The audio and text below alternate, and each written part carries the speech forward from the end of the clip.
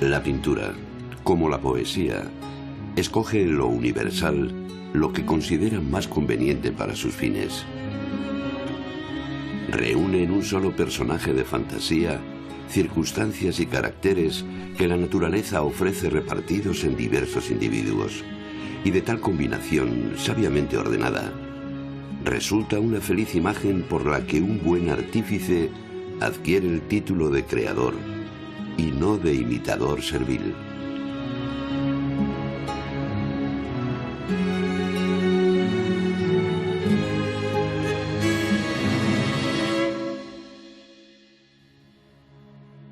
Goya, un espectáculo de carne y hueso.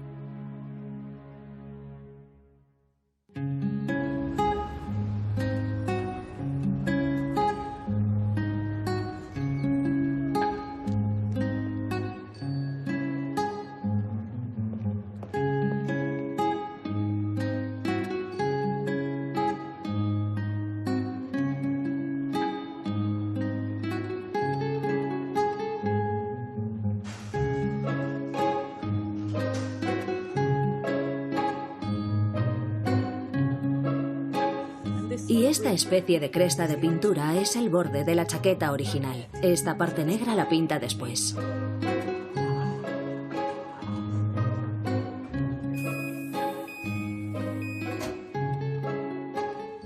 Goya está situado entre, podríamos decir, los dos grandes genios de la pintura española, Velázquez en el siglo XVII y, por supuesto, Picasso en el siglo XX.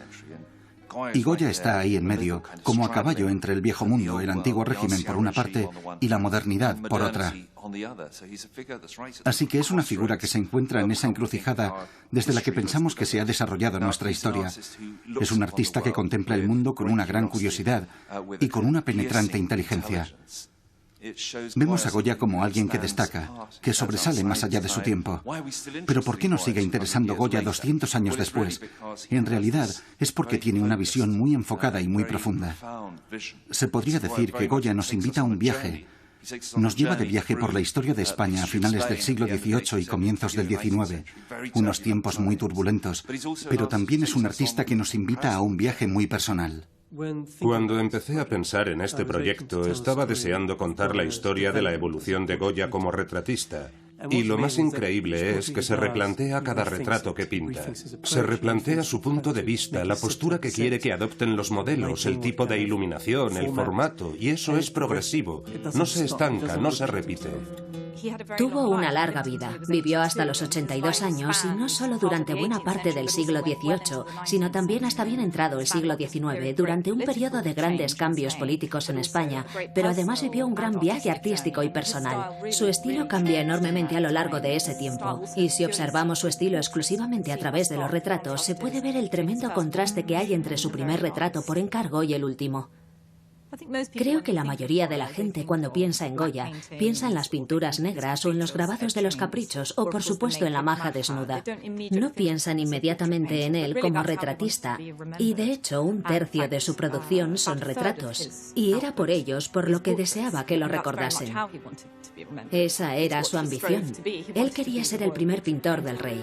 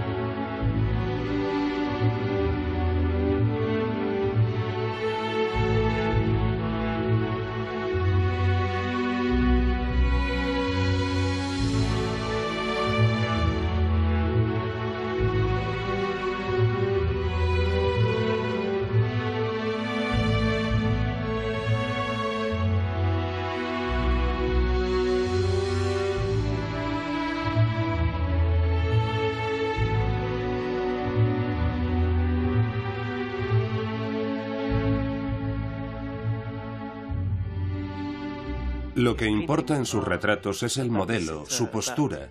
Suelen ser modelos de clase media, sobre todo hacia el final de su vida. Hace que parezcan muy modernos, y de hecho lo eran en aquel momento, pero conectan muy bien con pintores del siglo XIX como Degas, Manet, y posteriormente con Picasso e incluso con Freud hasta cierto punto.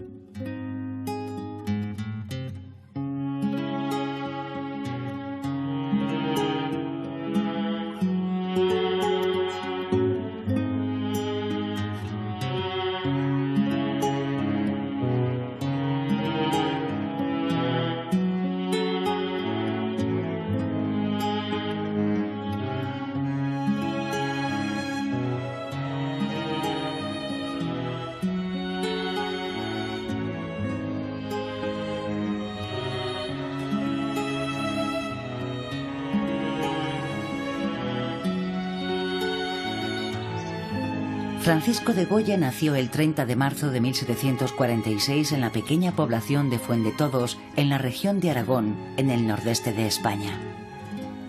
Poco después, su familia se mudó a Zaragoza, donde durante su juventud se formó para ser pintor mientras disfrutaba de la vida en el campo. Pero su ambición era alcanzar el éxito.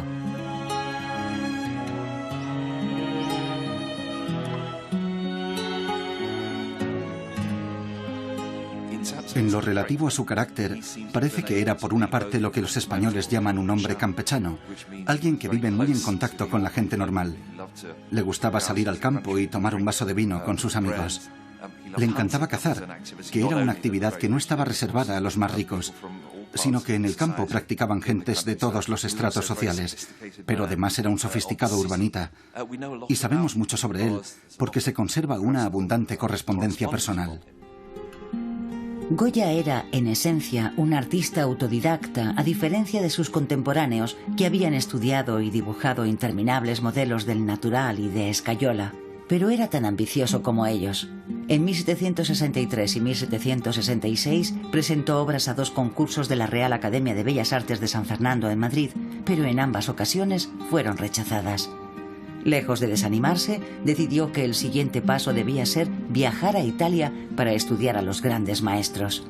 Allí se obsesiona por aprender y registrar todo lo que ve. Esta actitud se ve claramente en un extraordinario cuaderno de apuntes que fue redescubierto en 1993 y se guarda en el Museo del Prado de Madrid. Aquí tenemos el cuaderno italiano, el famoso cuaderno italiano que vive en esta caja especial y que solo en ocasiones muy excepcionales, como esta de hoy, pues sale de los almacenes. Una de las cosas sorprendentes de este cuaderno italiano es el contenido, ¿no? Es un contenido caótico y la primera página nos demuestra que no hay orden. Hay un dibujo, hay una inscripción que nos dice cuántos papas había en el año 1771, que estuvo en Roma. Nos habla de los útiles para pintar, para dibujar, encima de un dibujo de una pintura copiada en una iglesia de Roma. Es una especie de caos. Y es interesante porque nos dice cómo era Goya. Aquello que va dibujando en este cuaderno, años después, reaparece en una pintura, reaparece en una estampa. Es muy, muy interesante esa forma de trabajar, sin un orden, reservando páginas en blanco que luego reutiliza días más tarde o años más tarde. Es una forma muy, muy especial de concebir un cuaderno de artista, diferente a todos sus contemporáneos. Hasta en esto es diferente Goya. Cuando Goya regresa de Italia a Zaragoza, es uno de los varios artistas empleados para pintar escenas religiosas en monasterios y grandes catedrales como el Pilar. En 1773 contrae matrimonio con Josefa Bayeux, miembro de una prominente familia de pintores muy bien relacionados con la corte española. Su gran oportunidad le llega en 1775, cuando es invitado a la corte de Madrid para pintar una serie de pinturas, los cartones para tapices, que después utilizaron como modelos los tejedores de la Real Fábrica de Tapices de Santa Bárbara, situada en el centro de la capital. Estos cartones para tapices son escenas llenas de color que reflejan la vida cotidiana en el Madrid de la época y sus alrededores. Describían a gente normal, haciendo meriendas en el campo, bailando, jugando y en general divirtiéndose. Este era el tipo de escenas que quería el rey Carlos III para mostrar que estaba familiarizado con la vida cotidiana de sus súbditos. Goya trabajó con ahínco en estos cartones que, convertidos en tapices, colgarían de los fríos muros de piedra de los palacios reales, como el Escorial al norte de Madrid y las residencias reales de la capital y alrededores. Y el esfuerzo tuvo su recompensa. En 1781 recibió su primer encargo público de envergadura.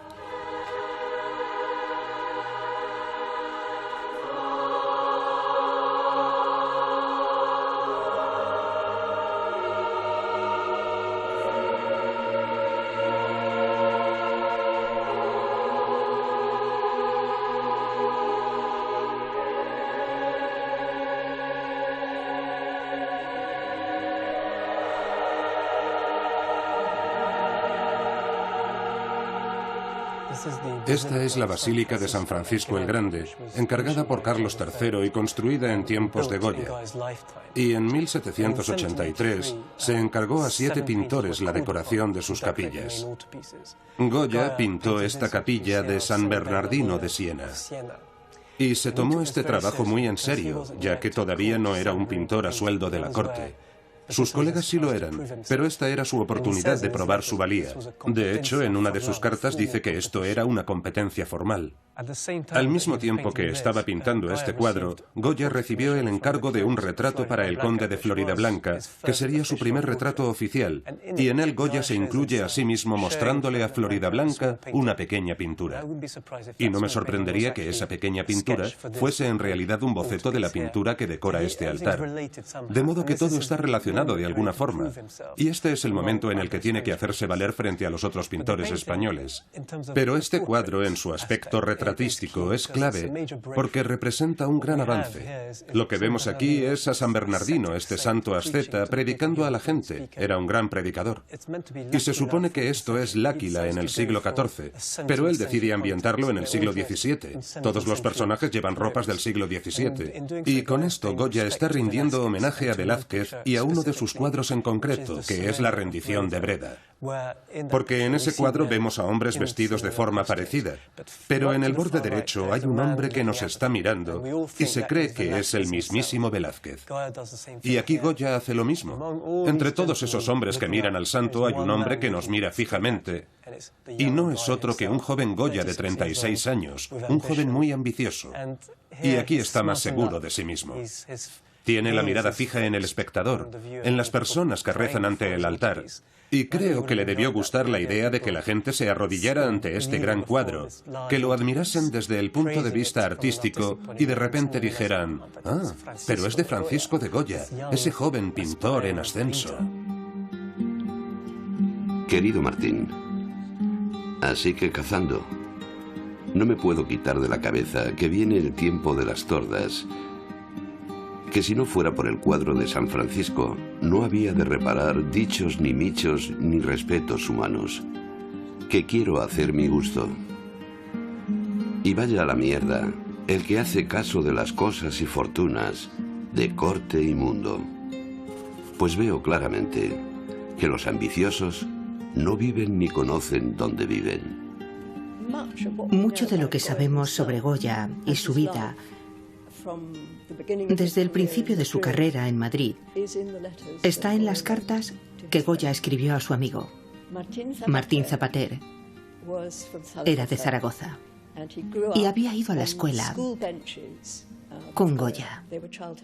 Eran amigos de la infancia y la suya fue una amistad que duró de hecho hasta la muerte de Zapater en 1803. Y se amaban, quizá muy apasionadamente, desde luego por parte de Goya. Nos habla de la relación con su mujer, en el que celebran fiestas, reciben comida. Nos habla algunas veces en un tono que podríamos decir picaro, picante, es decir, como alguien habla a un amigo. De hecho, ha habido críticos que pensaban, bueno, Goya era homosexual porque le decía cosas a su amigo. Bueno, yo creo que forma parte de ese lenguaje de amistad que alguien ha compartido durante la adolescencia, la infancia, y que posteriormente tienes esa confianza para hacer bromas de todo tipo, ¿no? Realmente las cartas son un documento extraordinario para comprender a Goya, para comprender los primeros años de Goya en la corte, para comprender al ser humano, ¿no? Goya sabía que si quería tener éxito en la corte y como pintor de pleno derecho, la clave estaba en los retratos. Gracias a su relación con el conde de Floridablanca, al parecer Goya consiguió que le presentaran al hermano menor del rey Carlos III, el infante Don Luis, que vivía semiexiliado a unos 150 kilómetros de Madrid. Goya dedicó tiempo a cultivar la relación con este mecenas en potencia, que de hecho le encargó que pintara varios retratos de su joven familia. Esta es la familia del infante Don Luis. Don Luis vivía exiliado por aquel entonces por su comportamiento escandaloso en la corte. Tenía una gran debilidad por las doncellas y fue sorprendido literalmente en el acto, causando un terrible escándalo en la corte.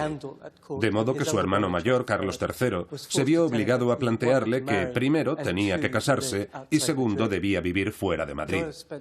Goya pasó 2 veranos con la familia y primero pintó retratos individuales del infante, su esposa y sus hijos, y por último, pintó este extraordinario retrato de grupo de la familia y sus sirvientes. Y Goya se incluye a sí mismo en el cuadro pintando un gran lienzo, dibujando un primer boceto. Y ese lienzo, por supuesto, es el que podemos ver hoy en día. Y ahí está él. El personaje central es Don Luis, obviamente, sentado, haciendo un solitario, con una expresión casi ausente, mientras la acción se desarrolla a su alrededor. Y en el centro del cuadro está María Teresa, su joven esposa, a la que está peinando el peluquero de la corte, Santos García. Y está arreglándole el pelo para que le pongan en la cabeza el tocado que sostienen 2 de sus damas de compañía. Pero el verdadero misterio del cuadro son estos 4 hombres que aparecen a la derecha. No sabemos quiénes son. Las nóminas nos dan algunos datos sobre los empleados de Don Luis y María Teresa. Uno de ellos podría ser el secretario de Don Luis, y ese hombre elegante y especialmente atractivo puede ser Boccherini, el compositor de la corte y gran chelista, pero también podría ser el tutor del hijo del infante. El hombre con la venda en la cabeza y esa extraña sonrisa es uno de los mayores misterios. Yo he pensado que quizá era algo que se ponían en la cabeza antes de colocarse una peluca. Otros dicen que es un gorro de pintor. Algunos dicen que es un gorro de músico, así que no está claro. Y por último tenemos una figura muy extraña. Este hombre de gesto malhumorado, que parece casi envidioso de lo que está viendo y parece estar haciendo algo con las manos, como deslizándole algo al hombre que tiene las manos a la espalda. Yo tengo una teoría sobre este cuadro y es que trata sobre el acceso, sobre cómo un pintor, gracias a su destreza, gracias a su talento, es capaz de introducirse en el sancta sanctorum de una familia. Y lo mismo puede decirse del peluquero de la familia. Incluso hoy en día el peluquero sigue siendo la persona que sabe todo lo que pasa, y uno se pregunta si de algún modo Goya está comparándose como pintor de corte a un peluquero de corte, aunque no es más que una pequeña teoría. Por desgracia, Don Luis muere un año después de terminarse este cuadro, y con él muere su primer mecenas de la familia real. Goya era muy ambicioso y en algunos de sus primeros retratos se incluye a sí mismo. En eso sigue la tradición de pintores anteriores. En su primer gran encargo para el infante Don Luis se retrata a sí mismo delante de un caballete en una esquina. Está claro que es una referencia a las Meninas de Velázquez, está creando conexiones. Pero en sus obras posteriores, cuando está más consolidado como artista, está mucho más seguro de sí mismo, está menos interesado en complacer a sus espectadores. Tiene más confianza en que puede hacer lo que él quiera y siempre está presente ese apego a la naturaleza y a la verdad, y eso no cambia a lo largo de toda su vida. Me había yo establecido un modo de vida envidiable. Yo no hacía antesala ninguna. El que quería algo mío me buscaba. Yo me hacía desear más. Y si no era un personaje muy elevado o con empeño de algún amigo, no trabajaba nada para nadie. Y por lo mismo que yo me hacía tan preciso, no me dejaban, ni aún me dejan, que no sé cómo he de cumplir, estando así tan impensado como puedas tú estar de lo más remoto.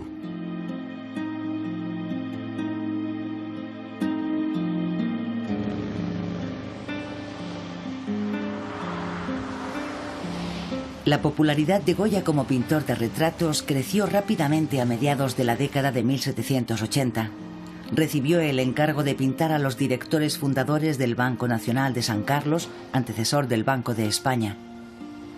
Esta era una nueva institución que apoyaban los ilustrados españoles, entre ellos el mismo Goya. El conde de Altamira era uno de sus directores, y tras el éxito de este espléndido retrato, encargó a Goya que pintara a su esposa y a sus hijos.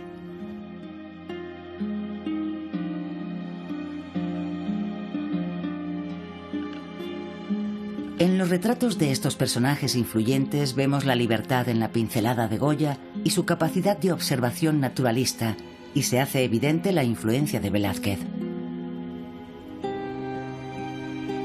Mientras la revolución sacude la vecina Francia, el rey Carlos III favorece a los artistas patrios y ofrece a Goya un puesto como pintor asalariado en la corte.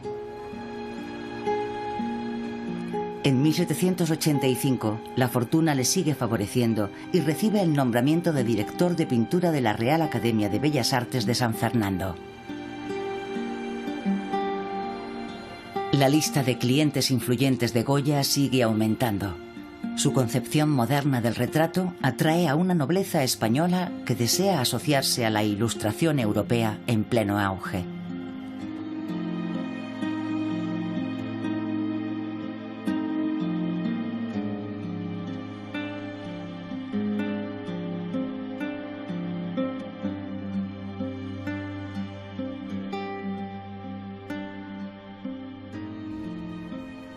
Además de ser una de las obras maestras absolutas de toda su carrera, en el momento en que la pintó, fue una obra inmensamente ambiciosa.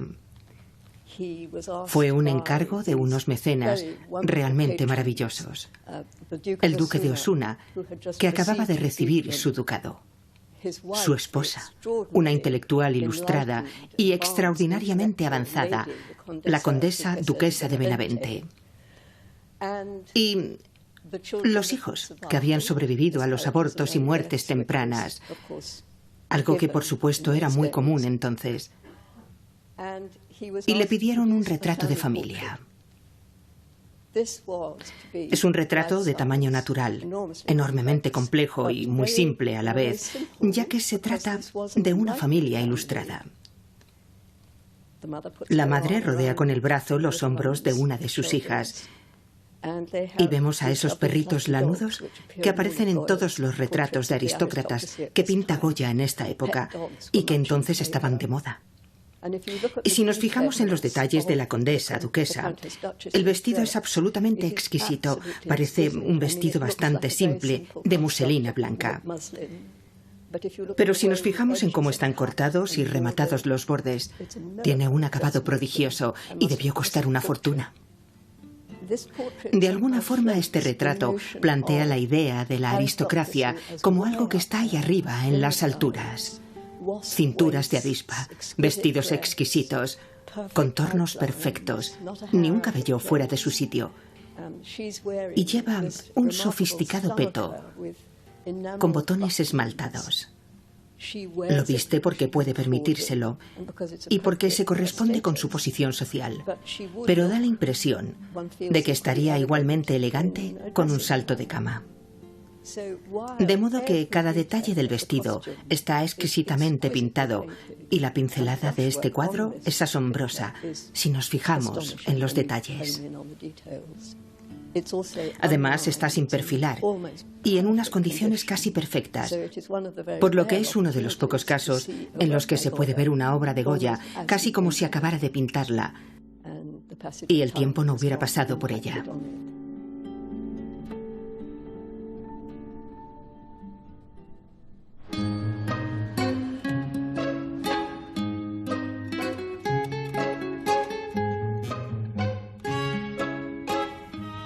Este cuadro es un retrato de Thérèse Louise de Sureda y ahora mismo estoy restaurando algunas partes perdidas. Goya pintaba muy rápido y con mucha soltura. Es maravilloso verlo.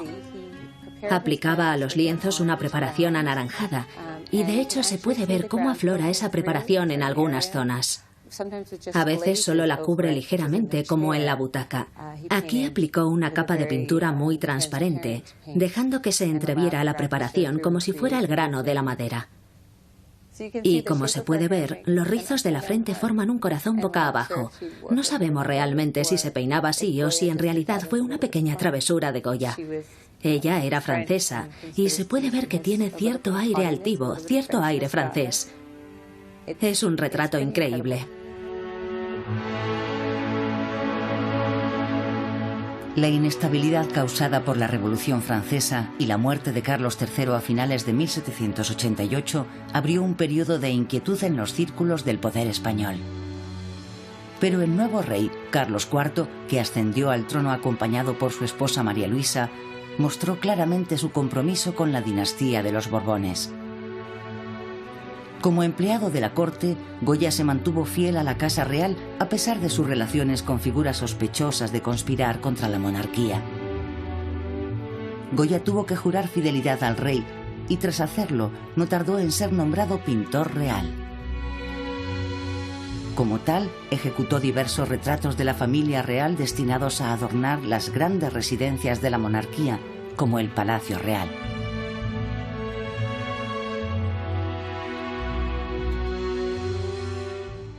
Desde luego es un palacio magnífico y lo era todavía más quizás en época de Carlos IV y de Carlos III, cuando las principales obras maestras de la colección real de pintura estaban aquí, llenando completamente las paredes del palacio. Es decir, todo lo que las obras más conocidas del Museo del Prado colgaban en las paredes de este palacio hasta 1814. El Palacio Real era en realidad como una pequeña ciudad, porque en la planta baja estaban los ministerios, en la planta noble vivía la familia real y en la planta de arriba vivían los criados, de manera que era... Y en los sótanos estaban los servicios, como cocinas y todo tipo de servicio.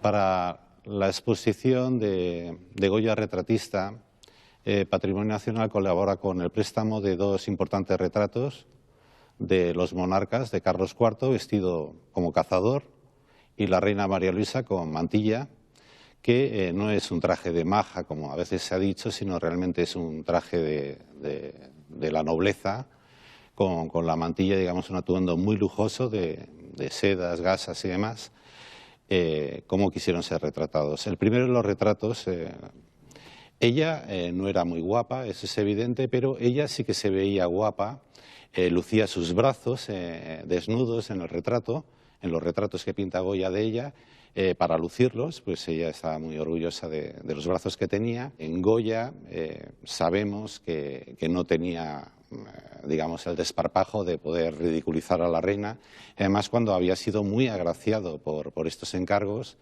y de hecho la reina en algunas cartas dicen que los retratos salen bien, que el parecido es interesante, que se ha conseguido y en una carta de hecho también llega a decir que Goya es el mejor pintor que hay.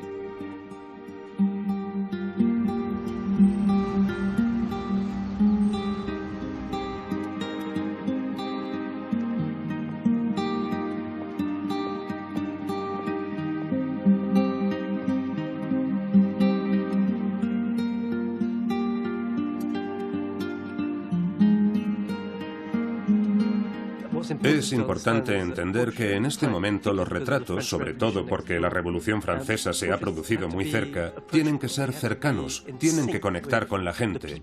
Y creo que es por eso por lo que especialmente los retratos reales tenían que ser como son. Debían presentar al rey y a la reina como seres humanos, como personas con las que se podía hablar y socializar. Sabemos que el rey recibía a gente en sus almuerzos. Y creo que quizá sobreinterpretamos estos retratos, quizá pensamos que se está burlando de ellos, pero no era así en absoluto. Goya era muy respetuoso con la monarquía española. De hecho, era realista, creía en la monarquía española y era su servidor.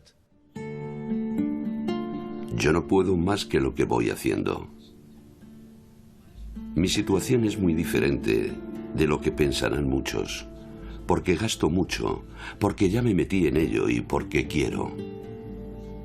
También está la circunstancia de ser yo un hombre tan conocido que de los reyes abajo todo el mundo me conoce. Y no puedo reducir tan fácil mi genio como tal vez otros lo harían. En 1793 Goya se siente fatigado y enfermo y decide trasladarse a Sevilla y Cádiz para descansar y recuperarse. No se sabe a ciencia cierta qué causó la enfermedad de Goya, pero lo llevó a las puertas de la muerte y lo dejó totalmente sordo. La sordera fue un suceso extraordinario. La gente aún sigue preguntándose qué le pasó y si realmente fue envenenamiento por plomo, dada la cantidad de óleo blanco de plomo que empleaba en sus cuadros, como todos los artistas. Todo el mundo temía su muerte y todos se escribían cartas hablando de su estado, que era grave, extremadamente grave. Quedó completamente sordo para el resto de su vida. Y estamos hablando de un hombre que adoraba la música, que adoraba la conversación, que era increíblemente gregario y sociable. Pero creo que esto le permitió empezar a pintar y a dibujar para sí mismo, quizá por primera vez, con total libertad, lo que marca un punto de inflexión en su carrera. Y también le permitió presentarse como un artista independiente. El espíritu revolucionario francés empezó a prender en España. Los simpatizantes del liberalismo se vieron amenazados por las leyes represivas que imponía el Santo Oficio de la Inquisición y muchos amigos de Goya fueron investigados. Aunque seguía a sueldo de la corte, Goya disfrutaba de la libertad que le ofrecían sus protectores particulares. Y amigos ilustrados como el intelectual Gaspar Melchor de Jovellanos o el poeta Juan Meléndez Valdés le animaban a explorar su nueva forma de expresión. Pero entre sus mecenas destaca alguien que tuvo una enorme influencia en su obra y que se convertiría en una de sus mayores protectores, la duquesa de Alba.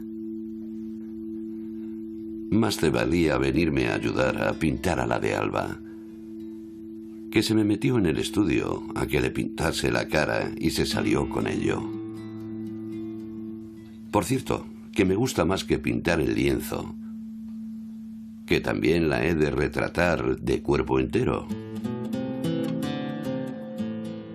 Esta es la duquesa de Alba, uno de los retratos más icónicos de Goya, y ha sido una suerte poder incluirlo en esta exposición, porque pertenece a la Sociedad Hispánica de América, que como norma nunca hace préstamos.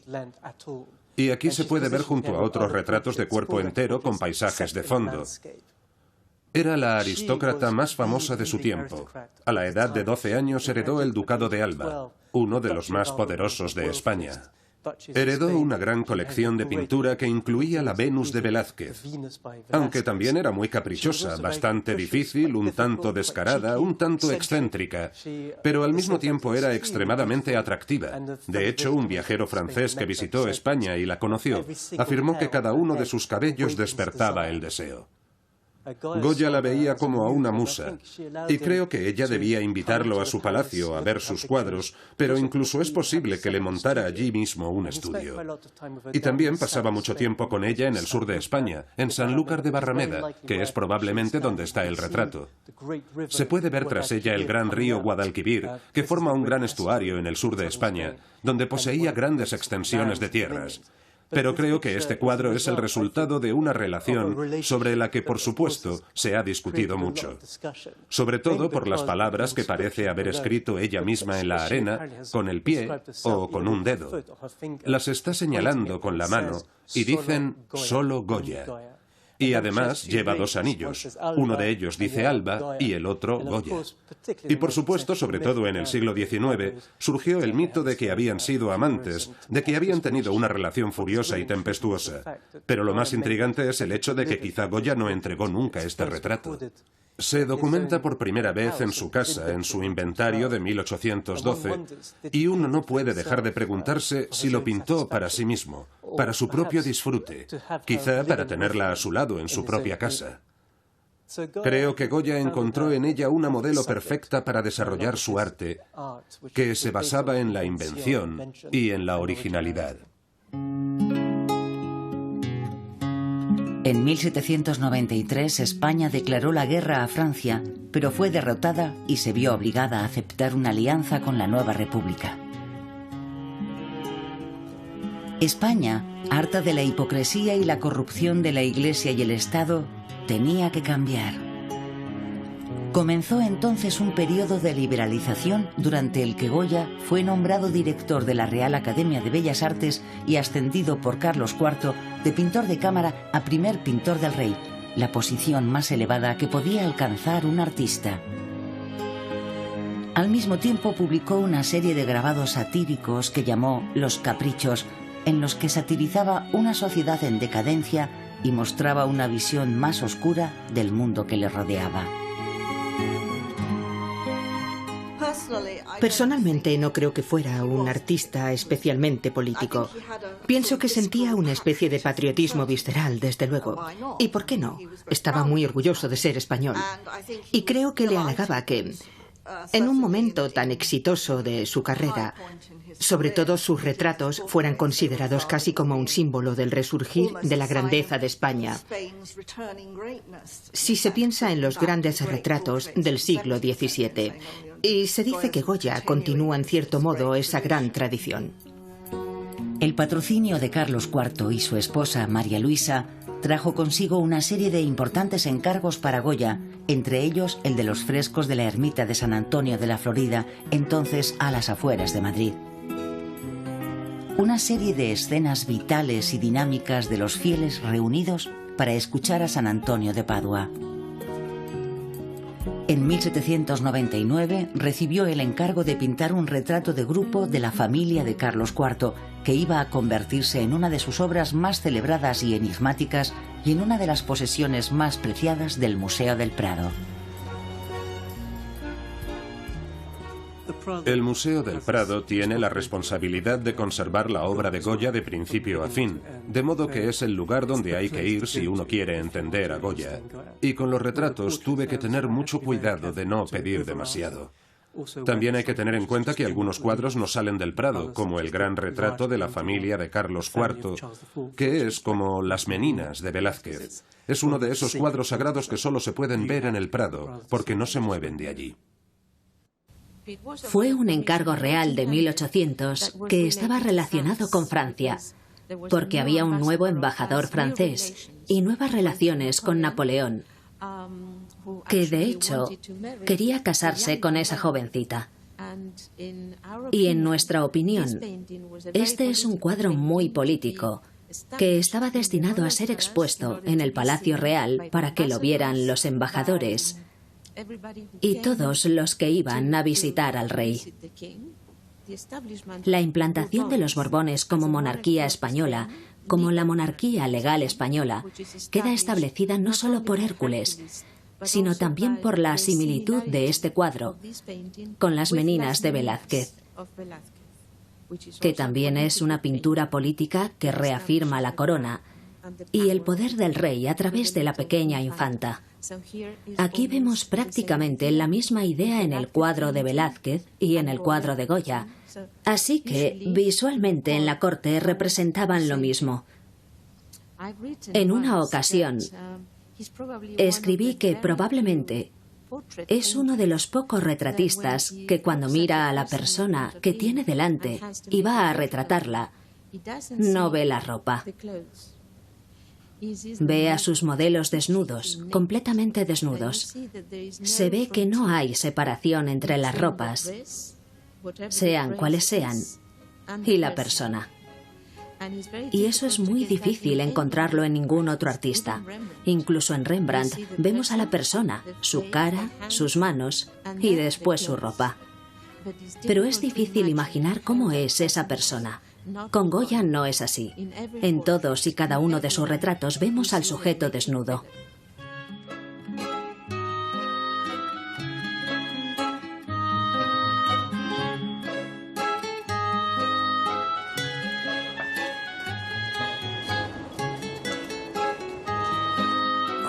Siento mucha curiosidad por la relación de lo que se puede descubrir cuando miras a alguien.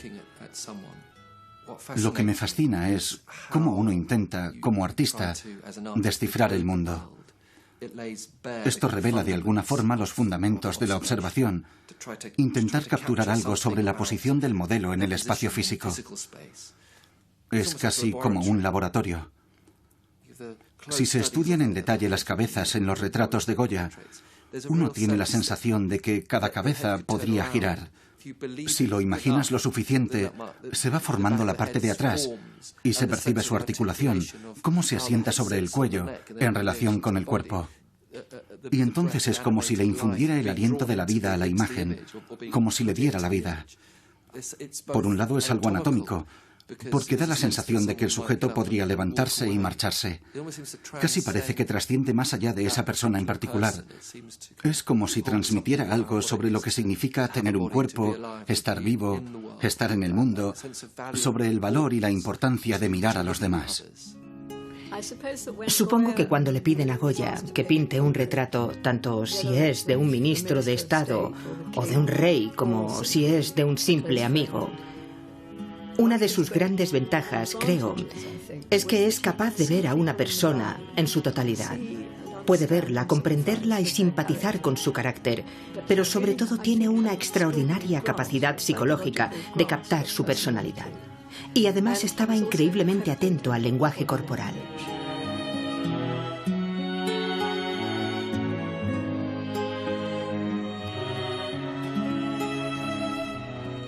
El principio del siglo XIX trajo consigo una crisis aún mayor para España y para un Goya que envejecía. Napoleón Bonaparte, emperador de Francia, declaró la guerra a Gran Bretaña. También decidió invadir España en 1808 en un intento de controlar las relaciones europeas con los británicos. Esto provocó grandes disturbios en la sociedad civil, así como la abdicación de Carlos IV en favor de su hijo Fernando VII. El 8 de mayo, las tropas de Napoleón entraron en Madrid y reprimieron un levantamiento con cruel eficacia. Hecho que más adelante Goya inmortalizaría en dos grandes cuadros que le son encargados al terminar la ocupación francesa en 1814. Con España bajo el dominio francés y José, el hermano de Napoleón, coronado rey, el país vivió una sangrienta guerra de guerrillas contra los ocupantes que iba a durar 6 años. Durante este periodo, Goya capturó escenas de crueldad y opresión en otra gran serie de grabados al aguafuerte y aguatinta llamada Los desastres de la guerra. Madrid fue finalmente liberada por las tropas británicas mandadas por el duque de Wellington. Consecuentemente, Fernando VII volvió a ocupar el trono de España y Goya prosiguió con su trabajo como primer pintor real. La posición de Goya como retratista de la familia real y pintor de la aristocracia le daba acceso a las personas que ostentaban el poder, a las acaudaladas clases altas, pero en cierto modo también lo hacía vulnerable, especialmente en este periodo de cambio político. Porque era el pintor del rey y tras la invasión napoleónica fue pintor de José Bonaparte. Y cuando regresó el rey Borbón, Fernando VII, volvió a ser el pintor del rey. Y en cierto modo se encontraba en una posición única, porque tenía acceso a los círculos del poder, tanto bajo el dominio francés como bajo el reinado español. Pero eso también lo hacía muy vulnerable, porque se le podía asociar con un bando frente al otro. De hecho, a mí sus retratos no me parecen especialmente políticos. Tenía que adaptarse al cambio y también tenía que sobrevivir como pintor, era su trabajo. No parece tomar partido políticamente hablando en sus retratos y si lo hace es de manera muy sutil. Yo no describiría a Goya como un pintor realista, lo describiría más bien como un pintor veraz o como un pintor naturalista, porque pinta la naturaleza, pinta lo que tiene delante, pero captura la esencia de lo que tiene delante. No pinta un ceño fruncido porque vea un ceño fruncido. Captura el estado de ánimo y la intensidad psicológica de sus modelos porque son una especie de ventanas al interior de esas personas. Si observamos el retrato del duque de Wellington, por ejemplo, sabemos que Wellington posó para Goya en agosto de 1812, cuando entró victorioso en Madrid. Se cree que el retrato de la National Gallery pudo ser un retrato pintado en vivo ante el duque, y tanto si fue realizado en su presencia como si lo pintó después a partir de un boceto, produce una sensación de inmediatez que hace pensar que fue realizado con el modelo delante, como un héroe militar. Pero Goya no pinta a un héroe militar. Sí, es un héroe con todas sus medallas, pero lo que importa es su cara y tiene una expresión cansada, parece como si acabase de abandonar el campo de batalla y de hecho así era. Y lo que ha capturado Goya es en realidad el lado humano de Wellington, y eso es algo que no se ve en ningún otro retrato del duque. Y en parte eso se debe a que hay más de Goya en este retrato que de Wellington. Creo que Goya se introduce él mismo en sus retratos. Al ir envejeciendo Goya y disminuyendo los encargos oficiales, se volvió hacia su familia y amigos como sujetos de sus retratos. La esposa de Goya, Josefa Bayeux, había sufrido numerosos abortos y había tenido 6 hijos, de los cuales solo Javier sobrevive y llega a la edad adulta. Con la restauración de Fernando VII al trono, España vive un nuevo periodo de represalias en el que el Santo Oficio investiga a los sospechosos de ser afrancesados. El mismo Goya fue interrogado sobre su intención al pintar La Maja desnuda, un encargo privado del ex primer ministro Manuel de Godoy, en aquel momento exiliado. Finalmente Goya fue exculpado y prosiguió con su trabajo en la corte, pero las cosas habían cambiado. Entonces decidió comprar una casa en las afueras de Madrid donde retirarse. La casa se llamaba La Quinta del Sordo.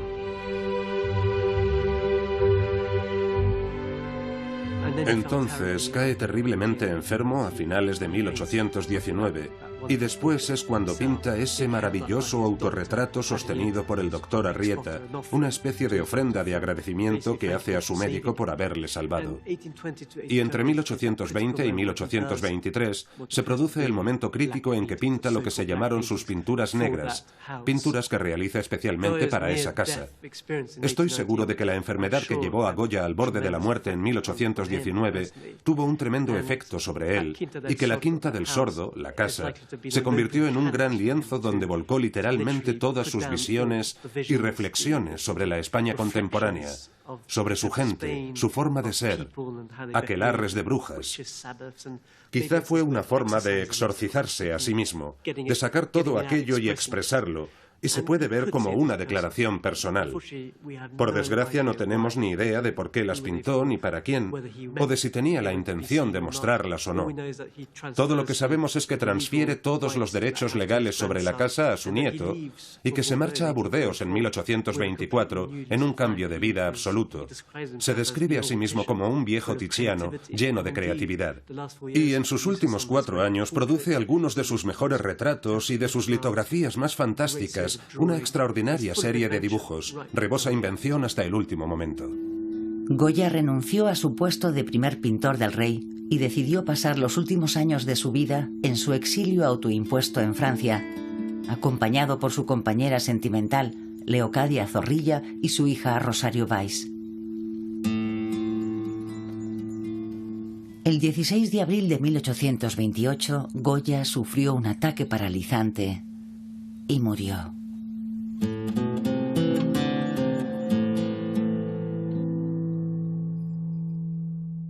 Por supuesto, Goya es sobradamente conocido por las dramáticas escenas de los desastres de la guerra o por el cáustico ingenio de los caprichos, etc. Así que es un artista que observa desde fuera su sociedad, y eso es indudable. Pero es mucho más que eso. En ese sentido, Goya es realmente un personaje de una talla inmensa, desbordante. Le interesa todo. Es un artista extraordinariamente complejo, es una figura enorme. Y sus obras son muy variadas. Pinta grandes cuadros religiosos, grandes cartones para los tapices de las residencias reales de Madrid, pero también pinta esos pequeños retratos en miniatura de las personas de su círculo más cercano.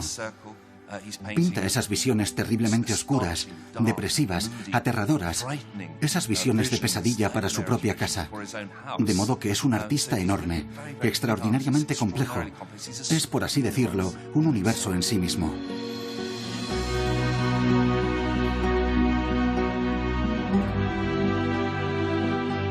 Si el imitar a la naturaleza es tan difícil como admirable cuando se logra acertadamente, no dejará de merecer alguna estimación el que, apartándose enteramente de ella, ha tenido que exponer a los ojos del público formas y actitudes que solo han existido hasta ahora en la mente humana, oscurecida y confusa por la falta de ilustración, o acalorada con el desenfreno de las pasiones.